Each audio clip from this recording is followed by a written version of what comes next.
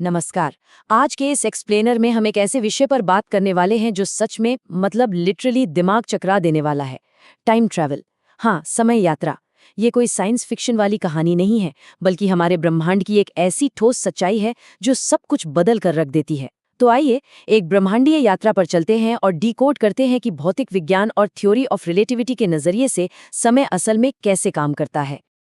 तो इस सफर में हम क्या क्या कवर करेंगे। सबसे पहले देखेंगे कि कैसे हम आज में ही अतीत को देख सकते हैं। फिर समझेंगे समय के तीर यानी एरो ऑफ टाइम को। उसके बाद स्पीड और रिलेटिविटी की बात होगी। फिर ब्लैक होल्स और ग्रेविटी के भारी भरकम कॉन्सेप्ट पर आएंगे। और आखिर में बात करेंगे टाइम ट्रैवल से जुड़े उन पैराडॉक्स की जो सच में उलझा देते हैं।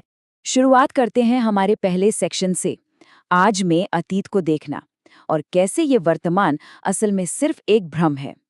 8। जी हाँ, सिर्फ 8। ये कोई मामूली नंबर नहीं है। हम हर दिन जिस धूप को महसूस करते हैं ना, वो असल में हमेशा 8 मिनट पुरानी होती है, क्योंकि सूरज की रोशनी को पृथ्वी तक पहुंचने में पूरे 8 मिनट लगते हैं। इसका सीधा सा मतलब ये हुआ कि अगर किसी वजह से सूरज अचानक गायब हो जाए, तो पृथ्वी पर किसी को भी पूरे 8 मिनट तक पता ही नहीं चलेगा। सब कुछ नॉर्मल लगता रहेगा।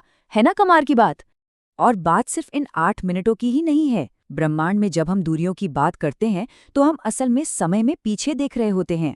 उदाहरण के लिए, अगर कोई प्रॉक्सिमा सेंचुरी से आज हमारी पृथ्वी को देखेगा तो प्रकाश को वहां तक पहुंचने में जो 4 साल लगते हैं, उसके कारण उन्हें आज की नहीं बल्कि 2020 की उथल-पुथल वाली दुनिया दिखाई देगी। और जरा कल्पना कीजिए, अगर कोई करोड़ों प्रकाश वर्ष दूर देवयानी आकाशगंगा, जिसे हम एंड्रोमेडा भी कहते हैं, वहां से एक सुपर पावरफुल टेलीस्कोप से पृथ्वी को देखे तो उसे इंसान नहीं बल्कि यहाँ डायनासोर चलते हुए दिखाई देंगे। लेकिन यहाँ एक बहुत बड़ा कैच है। टेलीस्कोप से या प्रकाश के जरिए इस तरह अतीत में जाना पूरी तरह से वर्चुअल है। हम बहुत दूर से आ रहे प्रकाश के जरिए इतिहास को घटित होते हुए देख तो सकते हैं, लेकिन हम उस अतीत को कभी भी फिजिकली छू नहीं सकते, ना ही उसमें कोई बदलाव कर सकते हैं। हम बस दूर बैठे एक दर्शक ही बने रह सकते हैं। चलिए आगे बढ़ते हैं सेक्शन 2 की तरफ, समय का तीर, जहां हम समझेंगे एंट्रोपी के इस दिलचस्प कॉन्सेप्ट को। तो एंट्रोपी असल में है क्या? आसान भाषा में कहें तो ब्रह्मांड का व्यवस्था यानी ऑर्डर से अव्यवस्था यानी डिसऑर्डर की तरफ लगातार बढ़ते रहना ही एंट्रोपी है। इसे ऐसे समझिए, एक बिल्कुल साफ सुथरा कमरा समय के साथ अपने आप धूल भरा और अस्त व्यस्त हो जाता है ना? या अगर एक कांच का गिलास फर्श पर गिरकर टूट जाए तो वो टुकड़े खुद ब खुद जुड़कर वापस पूरा गिलास नहीं बन सकते। ब्रह्मांड में बदलाव हमेशा इसी दिशा में होता है, और यही एंट्रोपी समय को हमेशा एक ही दिशा में यानी भविष्य की ओर धकेलती रहती है। समय को और गहराई से समझने के लिए हमें महान वैज्ञानिक एल्बर्ट आइंस्टाइन के एक बेहद क्रांतिकारी विचार को देखना होगा। उनकी थ्योरी ऑफ रिलेटिविटी के हिसाब से अंतरिक्ष और समय यानी स्पेस और टाइम कोई अलग अलग चीजें नहीं हैं। वो एक साथ बुने हुए एक ही फैब्रिक का हिस्सा हैं, जिसे स्पेस टाइम कहा जाता है, एकदम एक कॉस्मिक चादर की तरह। अब आते हैं सेक्शन 3 पर, गति और सापेक्ष समय यानी प्रकाश की गति से रेस। इसे समझने के लिए ना एक लाइट क्लॉक की कल्पना करते हैं। मान लीजिए एक रुका हुआ अंतरिक्ष यान है जिसमें 2 शीशों के बीच प्रकाश की एक किरण बिल्कुल सीधी ऊपर नीचे बाउंस कर रही है।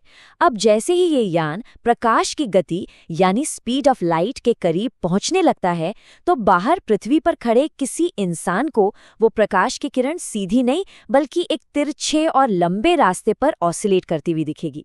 अब पेच ये है कि ब्रह्मांड में प्रकाश की गति तो हमेशा फिक्स्ड रहती है, तो इस लंबे रास्ते को तय करने का सिर्फ एक ही लॉजिकल मतलब निकलता है कि उस तेज रफ्तार वाले अंतरिक्ष यान के अंदर समय की गति खुद ब खुद धीमी हो गई है। इस थ्योरी के नतीजे सच में होश उड़ा देने वाले हैं। अगर कोई अंतरिक्ष यात्री प्रकाश की गति के 99.9% की स्पीड से ट्रैवल करे तो उसके लिए यान के अंदर सिर्फ 1 महीना बीतेगा, लेकिन जब वो वापस आएगा तो पृथ्वी पर इस दौरान कई साल गुजर चुके होंगे। और अगर ये सफर 5 साल तक चले तो वापसी पर पृथ्वी पर 50 से 100 साल बीत चुके होंगे। सोचिए, इसका सीधा सा मतलब है कि वो व्यक्ति असल में भविष्य में पहुंच चुका होगा।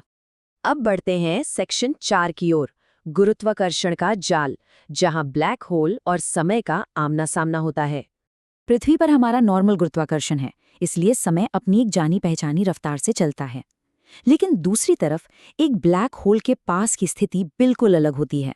वहाँ का अत्यधिक गुरुत्वाकर्षण उस स्पेस टाइम के फैब्रिक को इतनी बुरी तरह से निचोड़ देता है कि वहाँ समय लगभग रेंगने लगता है। अगर कोई अंतरिक्ष यात्री किसी ब्लैक होल के पास कुछ समय बिताएं तो वहाँ का सिर्फ 1 घंटा पृथ्वी पर गुजरने वाले पूरे 7 सालों के बराबर हो सकता है। लेकिन ये सवाल उठता है कि भारी गुरुत्वाकर्षण समय को धीमा करता क्यों है? दरअसल ब्रह्मांड में मौजूद भारी भरकम पिंड अपने जबरदस्त खिंचाव से स्पेस टाइम के इस फैब्रिक को अपने सेंटर की ओर खींचते हैं, उसे मोड़ देते हैं। इस खिंचाव की वजह से प्रकाश को उस मुड़े हुए स्पेस से गुजरने के लिए ज्यादा लंबा रास्ता तय करना पड़ता है। मतलब गुरुत्वाकर्षण जितना ज्यादा ताकतवर होगा, समय उतनी ही धीमी गति से बहेगा। और सबसे बड़ी बात, एक ब्लैक होल के बिल्कुल सेंटर में, जिसे हम सिंगुलैरिटी कहते हैं, वहां जाकर तो समय पूरी तरह से रुक ही जाता है, शून्य। चलिए अब आते हैं हमारे आखिरी हिस्से, सेक्शन 5 पर, टाइम ट्रैवल के पैराडॉक्स, भविष्य और अतीत के पेचीदा नियम। जब भी अतीत में जाने की बात होती है तो वैज्ञानिक अक्सर वॉर्म होल का जिक्र करते हैं। वॉर्म होल्स स्पेस टाइम में बनी एक तरह की थ्योरेटिकल सुरंगें या शॉर्टकट होते हैं जो समय के 2 अलग अलग पलों को आपस में जोड़ सकते हैं। सुनने में तो बड़ा आसान लगता है, लेकिन प्रॉब्लम यह है कि किसी भी वॉर्म होल को स्टेबल बनाए रखने के लिए भारी मात्रा में नेगेटिव एनर्जी चाहिए होती है। और सच कहें तो ये अभी हमारी मौजूदा इंसानियत और तकनीक की पहुंच से कोसों दूर है। और एक पल के लिए मान भी लें कि किसी तरह अतीत में जाना मुमकिन हो गया, तो हम एक बहुत ही मशहूर और अजीबोगरीब उलझन में फंस जाते हैं, जिसे ग्रैंडफादर पैराडॉक्स कहते हैं। कल्पना कीजिए कि कोई टाइम ट्रैवलर अतीत में जाता है और अपने दादाजी को अपनी दादी जी से मिलने से रोक देता है। तो इसका नतीजा क्या होगा? वो टाइम ट्रैवलर खुद कभी पैदा ही नहीं होगा। लेकिन ठहरिए, अगर वो पैदा ही नहीं हुआ तो वो शुरुआत में अतीत में गया कैसे? ये लॉजिकल उलझन इस बात की ओर इशारा करती है कि या तो फिजिकली अतीत को बदलना पूरी तरह से नामुमकिन है, या फिर हर एक बदलाव के साथ ये पूरा ब्रह्मांड एक नई वास्तविकता और अलग टाइमलाइन में बढ़ जाता है। तो इस पूरे एक्सप्लेनर का निचोड़ क्या है? यही कि एक्सट्रीम स्पीड और ग्रेविटी का इस्तेमाल करके भविष्य में जाना तो विज्ञान के हिसाब से पूरी तरह से संभव है, लेकिन अतीत के दरवाजे आज भी हमारे लिए मजबूती से बंद हैं। तो अंत में एक बहुत ही गहरा सवाल छोड़कर जाते हैं। अगर भविष्य में कभी हमारे पास पूरे ब्रह्मांड को नापने की ऐसी एडवांस तकनीक आ भी जाए, तो क्या हमें अनंत संभावनाओं से भरे भविष्य की ओर आगे बढ़ना चाहिए, या फिर उस अतीत के रहस्यों को सुलझाने की कोशिश करनी चाहिए जिसे शायद कभी छुआ ही नहीं जा सकता? सोचिएगा जरूर।